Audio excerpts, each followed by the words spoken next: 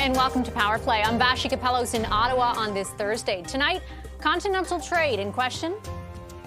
So we'll continue to make the point and keep telling them that we're ready at the table whenever the parties want to review CUSMA. New reporting out of the U.S. suggests President Donald Trump is, quote, half inclined to leave the trade pact between Canada, the U.S. and Mexico. So what's this country's next move? I'll ask Finance Minister François-Philippe Champagne in moments. Then, more fallout from the latest floor crossing. Alberta MP Matt Genereux crosses the floor, putting the governing Liberals 3 seats away from a majority. The latest reaction from both sides of the aisle is coming up, and our front bench is also set to give us their takes. Christy Clark, Marco Medicino, James Moore, and Tony Clement will all be here shortly.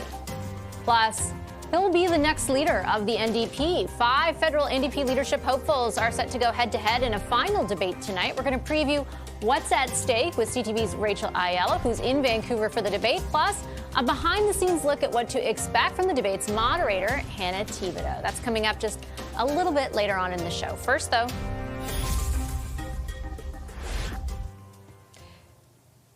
will he stay or will he go? There are growing reports from major news outlets in the United States that suggest President Donald Trump is mulling walking away from the trilateral trade pact between Canada, the U.S. and Mexico. We're going to start, of course, with a heartbreaker of a gold medal match for the Canadian women's hockey team. In that vein, they lost an incredibly well-fought game to the Americans at a time when the old rivalry has taken on new meaning. It's been over a year of a trade war now, launched on Canada by U.S. President Donald Trump. I was just referencing some brand new reporting today from the New York Times, echoing reports last week from Bloomberg that Trump is seriously considering walking away from CUSMA in an effort to excise more concessions from Canada. François-Philippe Champagne is the Minister of Finance. Hi, Minister. Pleasure to welcome you back to our program. Thank you very much for making the time. Thank you very much for having me. I know you've made a very significant announcement on extortion today. I have a number of questions for you on that. But because you oversee the economy, I just have to start on some new reporting from the New York Times that seems to confirm what last week Bloomberg wrote on the trade file, most specifically quoting the USTR as saying that Donald Trump is, quote unquote, half inclined to leave CUSMA. Has that ever been communicated to your government directly? Well, I said I've not seen the reporting. As you know, I was pretty busy this morning with a significant announcement, which is the follow the money strategy to fight extortion.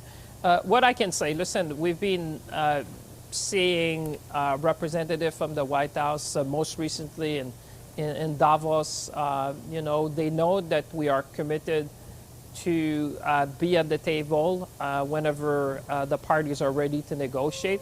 I think they understand as well the importance of what CUSMA has been for North America. I mean, I often say sometimes it's been lost in translation that Canada is one of their largest clients. In a sense, we bought more from the U.S. than China, Japan, and the U.K. combined. That trade is both ways, that 2/3 of the states of the United States of Canada is the first export market. So I think what we need to do as Canadians, and I think Minister LeBlanc did that very well in Mexico recently, and the Prime Minister, is to always impress on our colleagues, and I certainly do that when I talk to Secretary Besson, of the importance of CUSMA for the competitiveness in North America. So we'll continue to make the point and keep telling them that we're ready at the table whenever the parties want to review CUSMA. Are you worried as Minister of Finance when you hear, comments or reporting like this? Well, I just came, I went in Brussels yesterday, and what I can tell you is that Canada was invited to join the finance minister in Europe, what they call the Eurogroup, and our European friends wanted to have a transatlantic voice at the table. It just tells the impact that Canada has in the world today. We have what the world wants, whether it's come from critical mineral, from energy, from natural resources. So we will always be working with our American friends, but at the same time, they have to understand that if they want less of Canadian goods, we have our Asian partners who want to do more with Canada. I was just talking to the Japanese finance ministers recently. I can assure you, coming back from Europe, it's the first time I'm told that a Canadian finance minister is invited at the Eurogroup as a lead speaker. So it just tells you how the world is changing, how the world has changed in a few months. We will continue, obviously, to have the United States as our major trading partner, but at the same time, we are diversifying, we are becoming more resilient, we are taking back control of our Canadian economy, and I think we have seen that the Canadian economy is more resilient than many have expected. Let's talk rather about the announcement that you made today around tackling extortion, which is really, I think, for Canadians watching out of outside of certain urban centers, they may not be aware of that it's increased over the last decade 300%, 500% in British Columbia. The Premier of British Columbia, the Mayor of Surrey, most recently asking for a declaration of emergency over the issue. Your announcement today very much focused on pursuing sort of like the financial aspect of all of this, but the press release doesn't really identify, who is doing most of the extorting. Why is that? Well, you're quite right. I mean, we're doubling down. My message is that enough is enough. We're doubling down on our efforts. We're putting forward a follow the money strategy and measures. This is what is the most effective. This has been even a topic at the G7 when I was in the United States talking with Treasury Department, FBI officials. What we're doing here, or what we've announced, is unprecedented. We're going to be putting what we call FinTrack, which is an agency of the Government of Canada, boots on the ground. These officers, which have the tools in order to detect financial transactions which would be suspicious, would be embedded with various police force across the country. You're quite right. It's in selected parts of the country. I'm in Mississauga today. We've seen Brampton, a bit in Alberta, certainly in Surrey, in British Columbia. So we want to make our communities safer. We are doing something which is, from the book of best practices, what we've done in fentanyl, but it's the first time that I've ordered the deployment of FinTrack officers to be embedded with police force in selected regions of the country, so that they'll be able to work with them, with our financial institution across the country. They'll have a number of tools to detect, deter, and prevent these kind of crimes, which you're quite right, we've seen a large increase. I mean, the Deputy Police Chief of Peel put it this way. He said it's kind of high reward and low risk, and therefore we want to change that equation. We want to send a very strong signal to the criminals that you're not going to be able to hide with stolen money. We're coming after you. All these agencies are going to work together with financial institutions, police force, RCMP. We said to the communities that this has been affecting families, workers, small businesses in particular, and this needs to stop. So we're doubling down our efforts, and if we need to do more, to put more tools in the toolbox, we'll do so.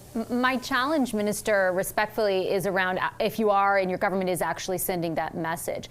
What we do know from the mouths of the RCMP as recently as October, I believe, of 2024, was that the level of extortion tied to the government of India, in particular, through, let's say, the Bishnoi gang, for example, is quite high. Your government is pursuing a very different relationship with India. This new government is pursuing a very different relationship with India. The press release doesn't talk about the culpability of the Indian government, even in an alleged fashion, characterizing it as alleged. It doesn't talk about that at all. How are you going to solve the problem if you're not clearly identifying what's at the root of it? Well, we're going to be making some intelligence assessment public. You see, there's 5 measures we're taking. Deploying liaison officers is one. Having this partnership on extortion with financial institutions, so we bring people. I would just say, you would appreciate, Vashi, I cannot go into operational details because obviously this is an operation that we'll be conducting in selected parts of the country. Talking to international partners with the RCMP and others. I was with the Guardia di Finanza recently in Italy. We certainly have contact with the Serious Fraud Office in London.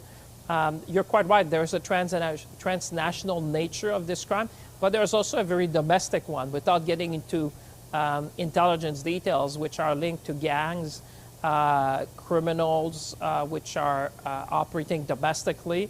So the measures we're taking today, and you don't need to take it from me, if you listen to the comments of the Deputy Police Chief in Peel, he would tell you that this is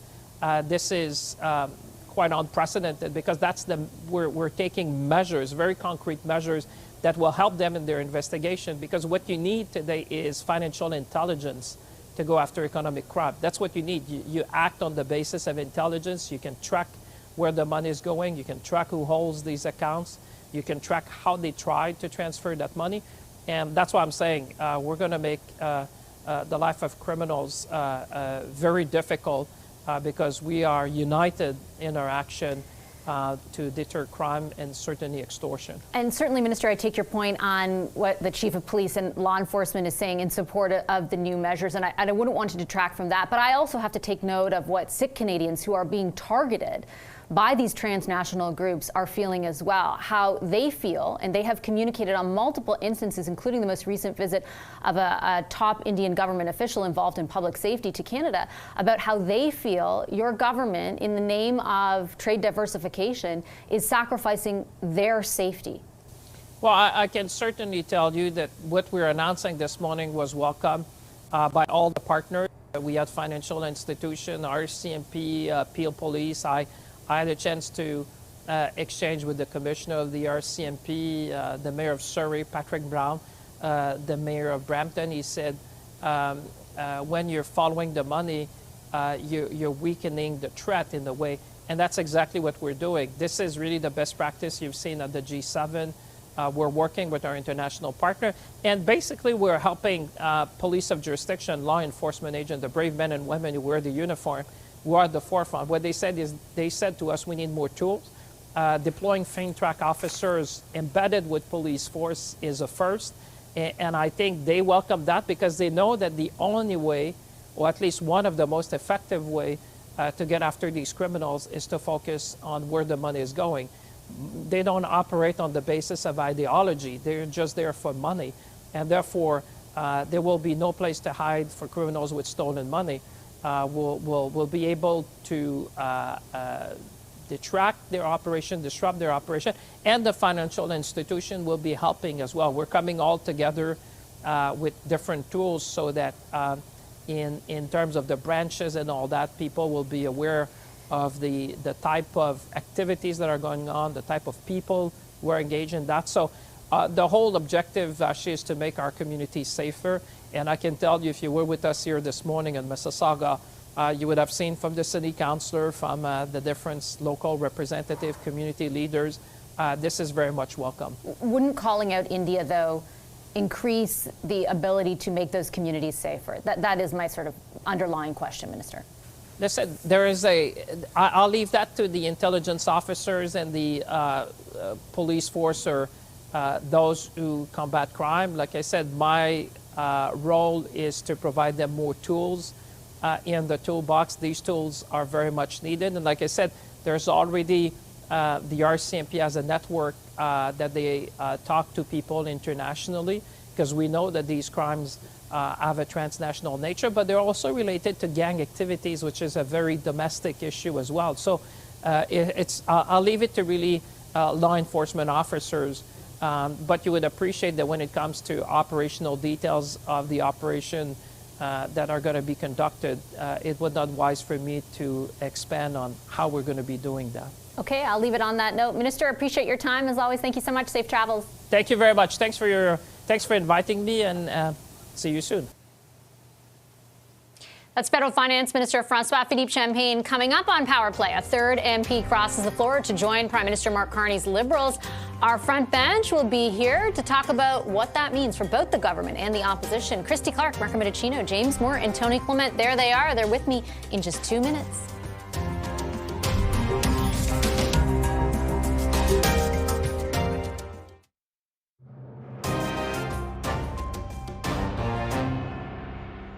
Just do it now. Get it over with. Don't drag this out. If you've decided that you want to leave the Conservative family, go ahead. Just go ahead and do it. And then the Conservatives can get back to what they do best, which is right now fight for the Canadians in terms of affordable living. This is a unique moment in our nation history, and talented people coming and say, yes, I'm wanting to play a role.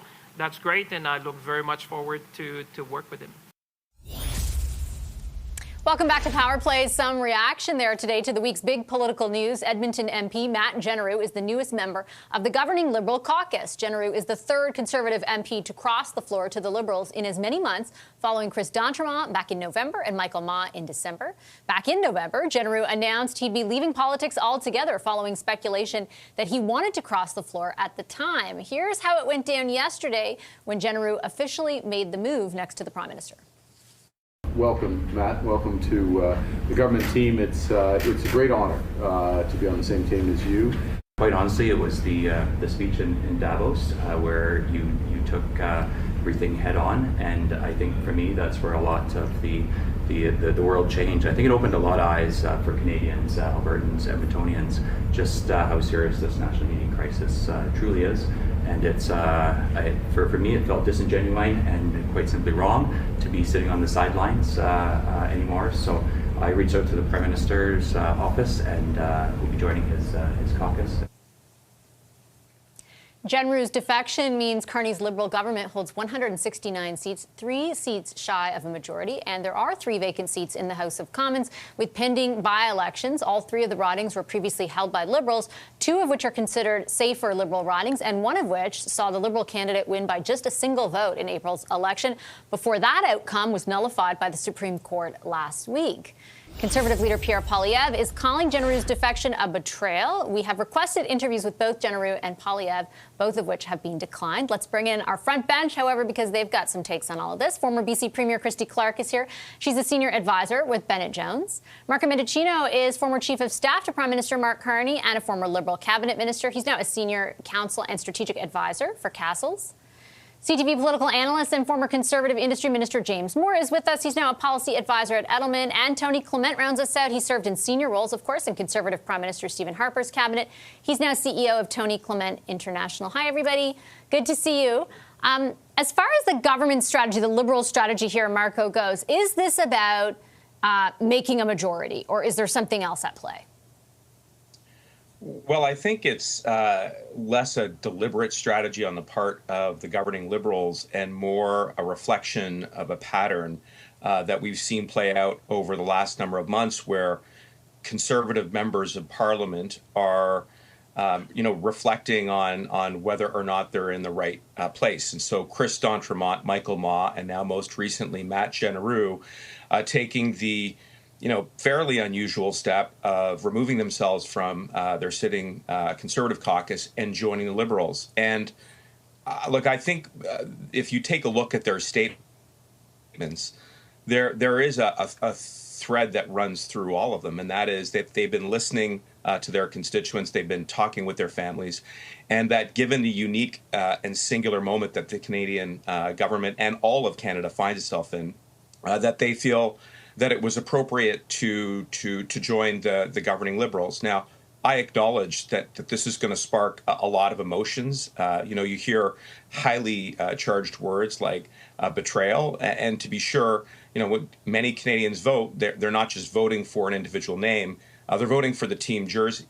But what I would say in response to that is ultimately, those individuals will eventually go back to the polls, or at least that's the working assumption, and be accountable to them. And so, again, I think this is less a deliberate strategy. I mean, the government will always take someone in good faith to strengthen their mandate.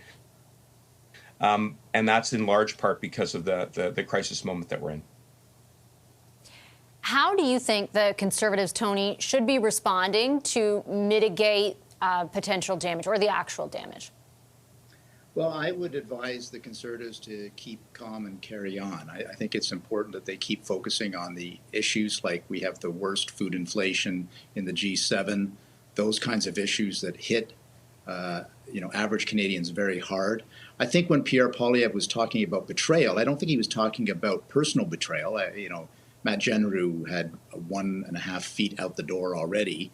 I think this is more a betrayal of the local voters in his riding. And Marco is right. There will be a rendezvous with those voters, and I look forward to that time for Mr. Genereux. But I just think the other thing that was mentioned by the Leader of the Opposition is that if Mr. Carney gets a majority government by all of these backroom negotiations and deals and subterfuge.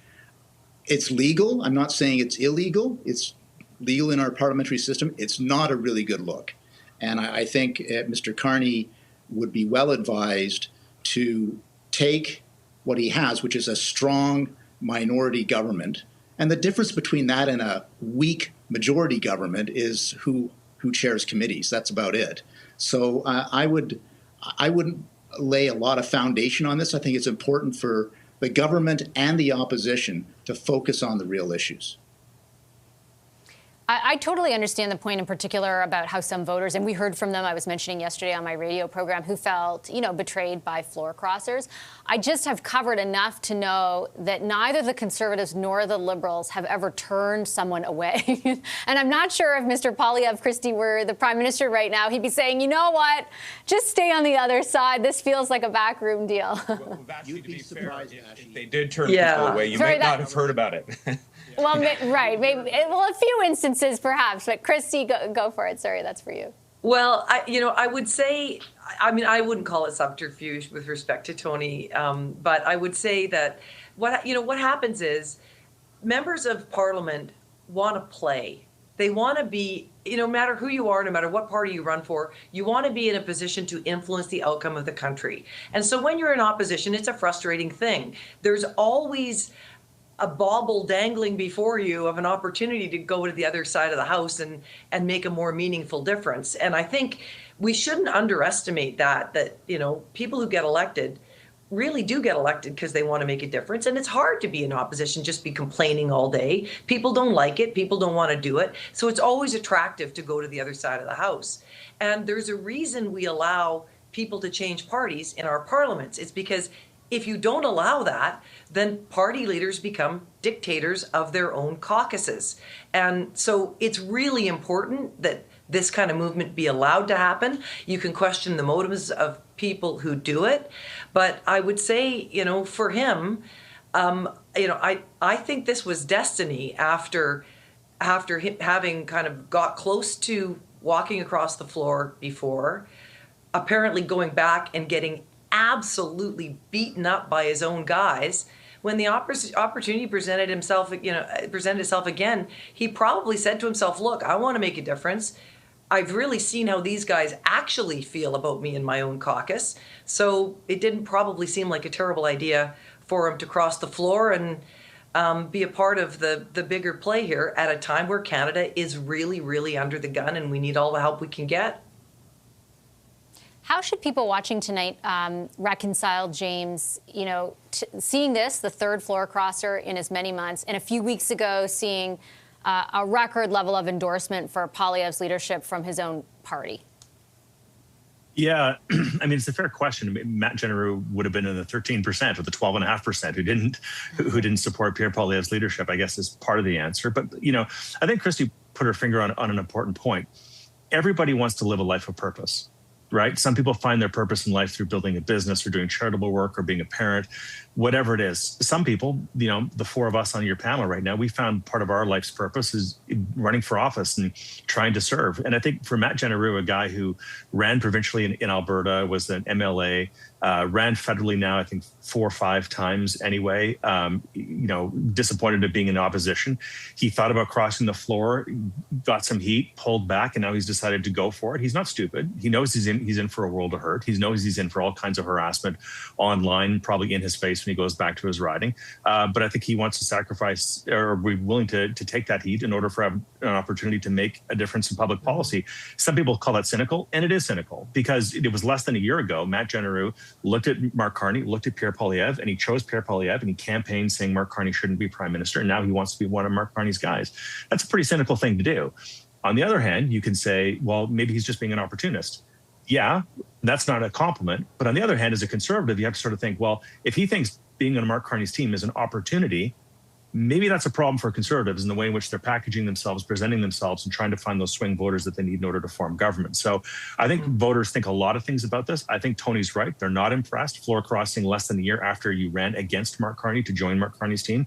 It's a pretty cynical thing to do, especially when there's no clarity about why Mark Carney gave a speech in Davos Okay, you can agree with the speech and not join his caucus. A lot of us, I'm the same way. So I don't know. I think it's a pretty cynical moment, but I think there's a lot of reflection for everybody to do about what this means.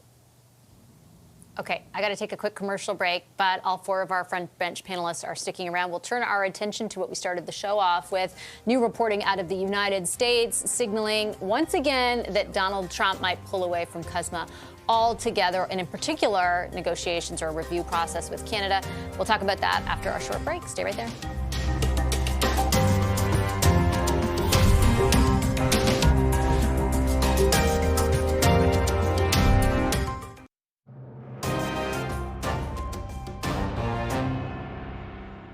The Mexicans, as I say, are pursuing some bilateral challenges or issues with the United States. So is Canada. But we both remain absolutely committed to the trilateral free trade agreement and working together as this review process unfolds. So we'll continue to make the point and keep telling them that we're ready at the table whenever the parties want to review CUSMA. First there, Dominic Lavon, the minister overseeing the trade negotiations with Canada and the United States, followed by Finance Minister François-Philippe Champagne earlier on this show, reacting to reporting from major news outlets out of the United States that President Trump may quit CUSMA. The trilateral trade agreement between Canada, the U.S. and Mexico is up for review this year, but Trump has certainly put its future into question. What's our next move? Let's bring back the front bench. Christy Clark, Marco Mendicino, James Moore, and Tony Clement are all here. Tony, I'll start with you. Some of the more interesting details in the New York Times reporting was the way in which they were interpreting the recent threat, I think last time we were together, around the Gordie Howe Bridge, and a number of the different tactics being employed as trying to up the pressure, really, and excise more concessions from Canada in this process. How should we be interpreting that, do you think? Yeah, this is typical Trump pressure tactics. He's known for it. He's done it all his life in real estate and in politics. So he's trying to destabilize us, knock us off our game, having us look behind our shoulder. All of this is so typical of Donald Trump's negotiating style. So I would advise the government of Canada, and I advise the people of Canada, do not take the bait, do not freak out, don't go crazy and light our hair on fire and run in circles. None of that is helpful. We just take it for what it is. It's a bunch of noise. At the same time, we have to continue to do what we can do as a country to increase our leverage when we're in negotiations. Thank goodness Stephen Harper concluded a trade deal with the European Union in the dying days of his government, because I think that's to our benefit. And I know Mark Carney is pursuing similar attachments, which is all good. And find the things that are in our favor, with the fact that 75% of our trade is with our southern neighbors. So that's a fact of the situation, a fact for us, but also a fact for them. It feels like there's certainly like almost coalescing of opinion around that, or it feels like that's what's happening, Christy, right? Like that there's a bit of an acceptance that this is a very punishing roller coaster ride, and to focus on the things, quote unquote, we can control. What kind of pressure does that put on the federal government, though, about those things? Well, I think this kind of constant change is actually something the federal government is learning from, which is probably odds are it's not going to happen, that they're going to just bail on CUSMA and it's not going to happen. I think CUSMA will be renewed.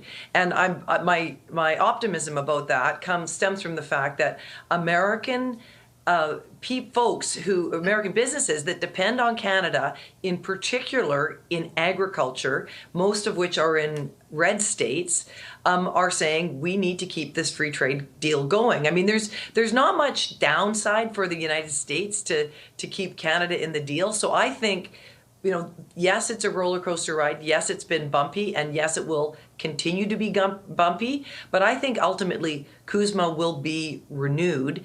And I will say too, I think that the federal government kind of failing to engage and not getting all worked up about it and engaging in news cycle after news cycle on it has been really helpful. I think just sort of letting it lie, letting it happen, let the negotiators, and I think that Janice Charest and Mark Wiseman are absolutely fantastic picks to be down there doing some of this work alongside Dominic LeBlanc.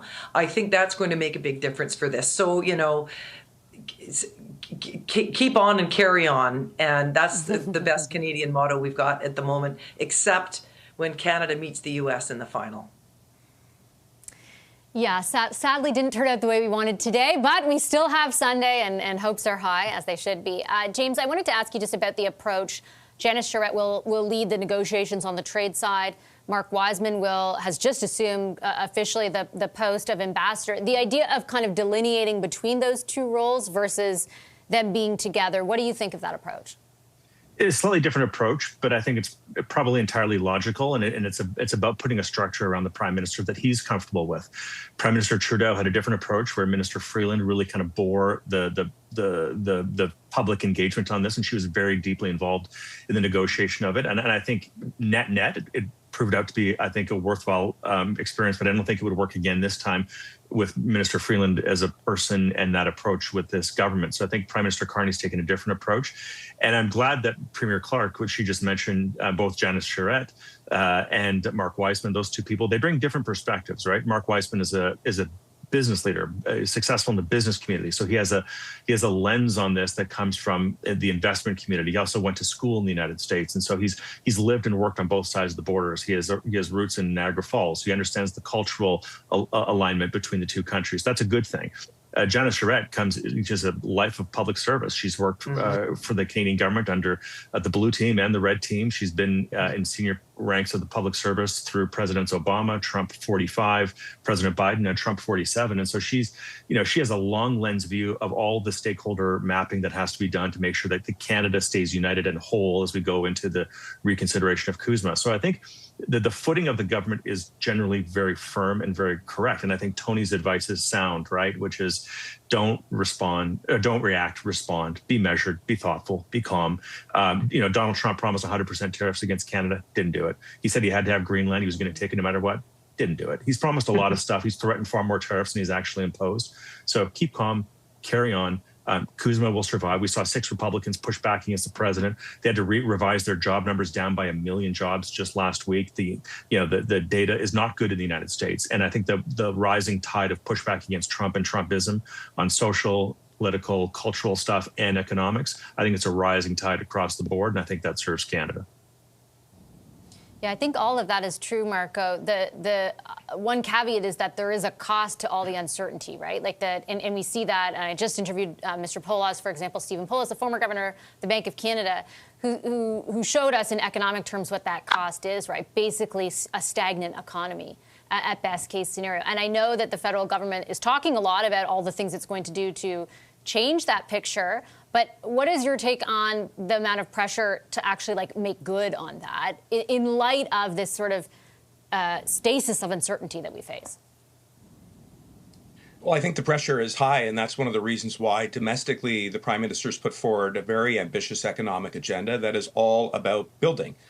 Just this week, we saw the release of a new defense industrial strategy, which is going to see us champion both established but also new and emerging Canadian champions so that we can get the tools into the hands of the Canadian Armed Forces that they need. But I want to come back to some of the points that James made about the economic case in the United States. Just in the last couple of days, I think we've seen some statistics that are quite damning of Trump's core argument around tariffs, which would be that they're this great boon to the American economy. Well, they're running a record trade deficit over 1.25 trillion. James talked about the jobs numbers having to be revised down, and inflation is still stubbornly high. So all of the key arguments that Trump made around how these tariffs would be so good, I think are working to the opposite effect. And I think Americans are paying the price. And to make matters worse, when he makes comments like, well, I'm going to shut down the Gordie Howe Bridge. And I mean, this is a bridge that I know. I've got family in Windsor and I see it. I mean, the bridge is built. And ironically, that bridge will add to their economic capacity and strengthen the economic corridors between two countries who have benefited from integration, which is the the main principle that underscored NAFTA and now CUSMA in this instance. I think it's just all of these arguments are working against Trump. So in the meantime, I think it is important to understand what the Prime Minister's strategy is, which is to leverage relationships abroad.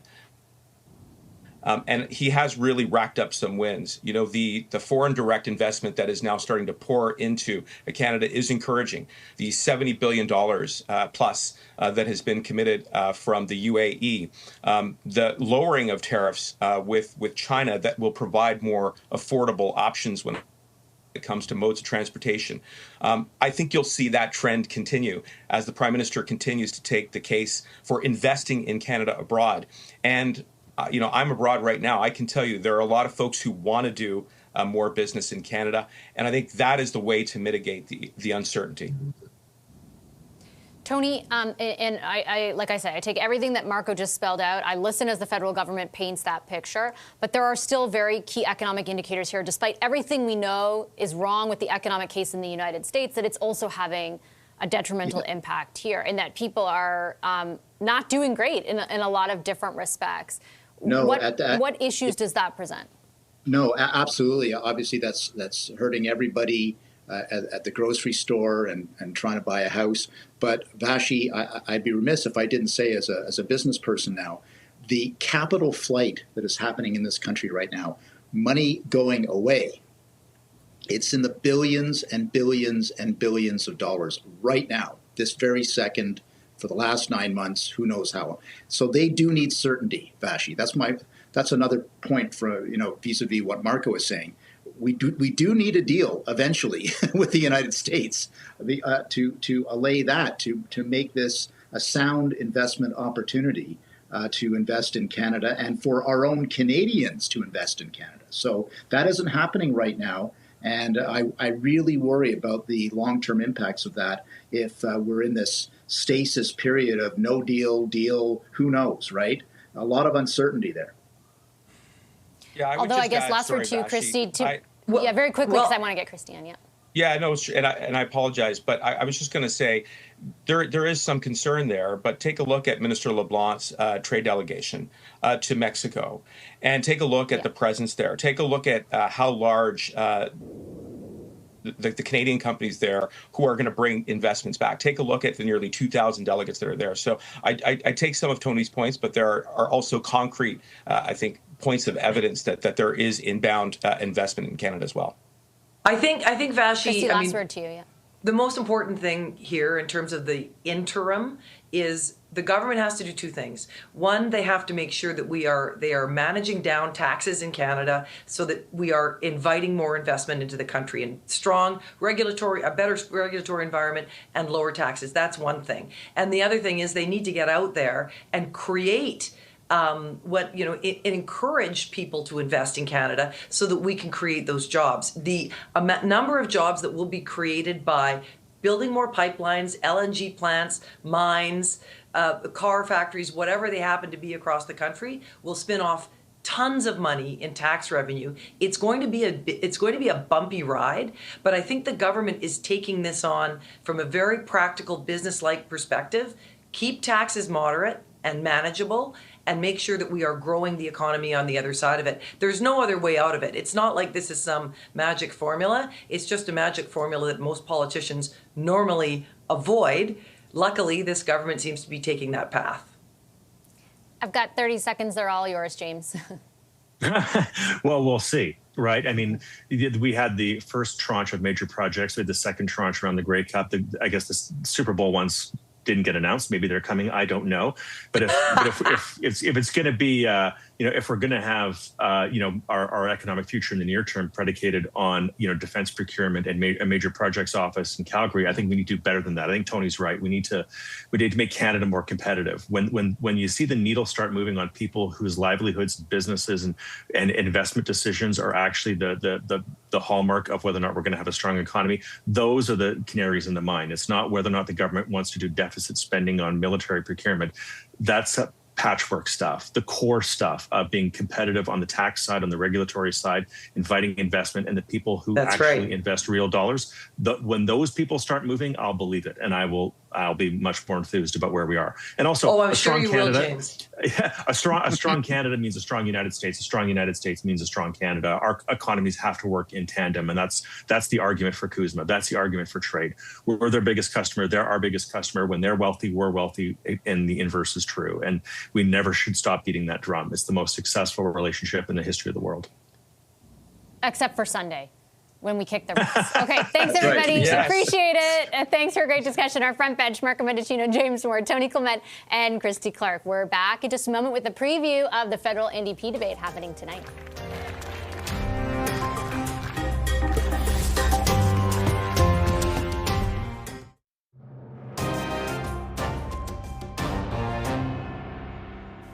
Five federal NDP candidates are set to take the stage in less than 2 hours for a final debate of their leadership race. Rob Ashton, Tenille Johnston, Avi Lewis, Heather McPherson, and Tony McClellan are all going to make their pitches as to why they should lead the party. The federal New Democrats have been without a permanent leader since Jagmeet Singh stepped down after April's significant election loss. So what are the stakes of tonight's debate? CTV's Rachel Aiello is with us live in Vancouver, right from where that's going to happen. Hey, Rachel, good to have you with us. Who is the front runner here, and what's at stake? Yeah, hey, Vashti, good to see you too. So from what I've been able to gather from the folks I've been speaking with here on the ground, at least by appearances, Avi Lewis appears to be the front runner, the candidate with momentum heading into this debate. And that the people I've been speaking with is saying largely based off of his fundraising efforts, but also his digital presence. But as those I've been speaking to have been indicating to me, in leadership races, it's all about membership. So the question's going to be who was able to sell the most memberships, but also tonight, who is able to make the pitch to voters that they are the most viable candidate to actually get things done. Essentially, the agreement here is we all agree on the same values. We all are on the same page there. Who is the candidate who can actually get us elected, get that done? And I expect to hear Heather McPherson, who I'd say is a close second runner, to make that case on the stage tonight. Rob Ashton, another interesting candidate with a lot of union support. So those trio, I think, are the ones that heading into tonight, folks here are looking at as the most likely next NDP leader.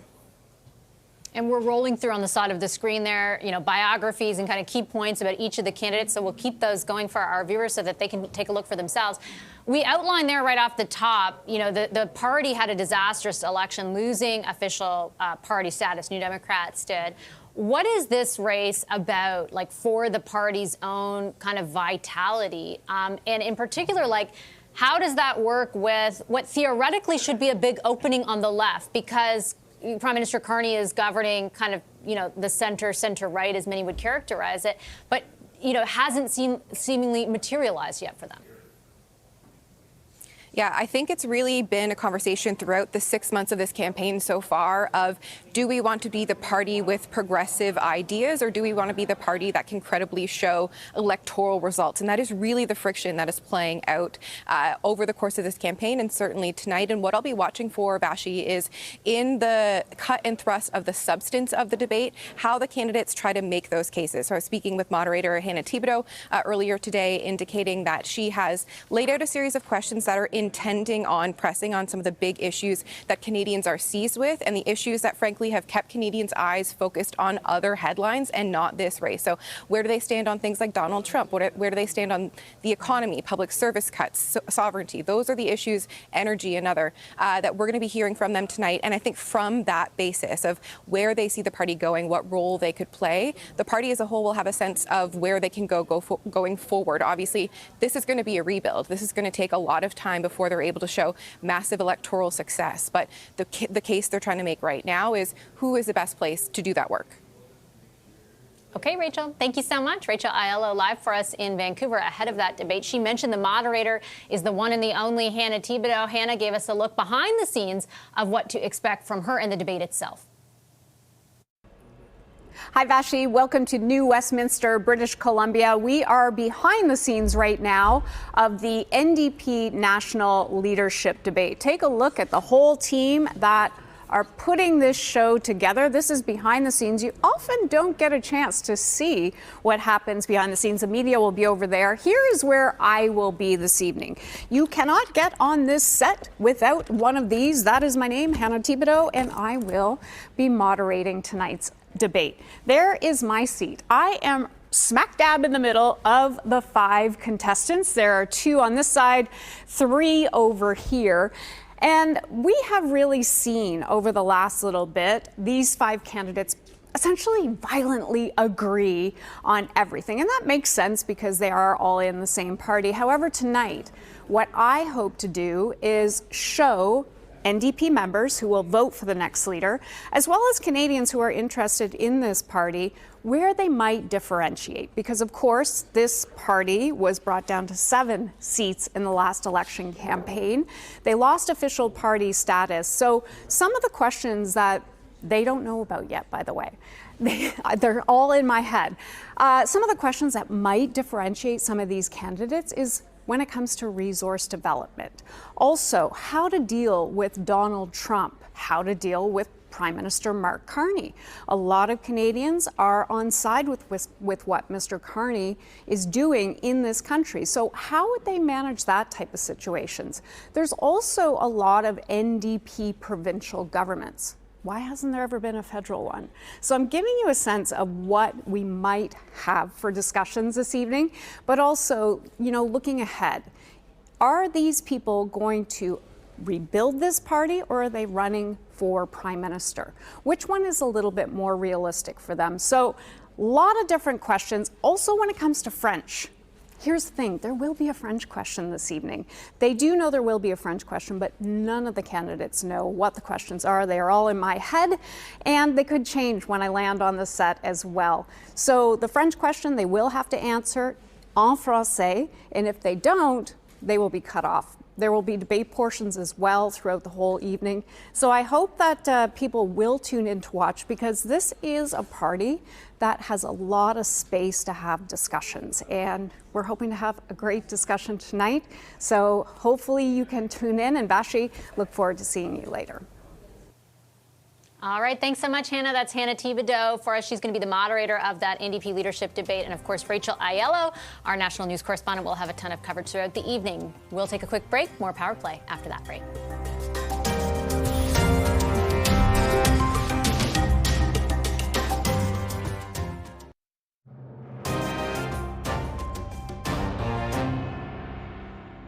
A quick programming note. I did want to mention that we're going to be carrying that debate, that NDP leadership debate, live right here on News Channel beginning in just about 2 hours' time, from 8, I believe, to 8:45 Eastern, so you can tune in then.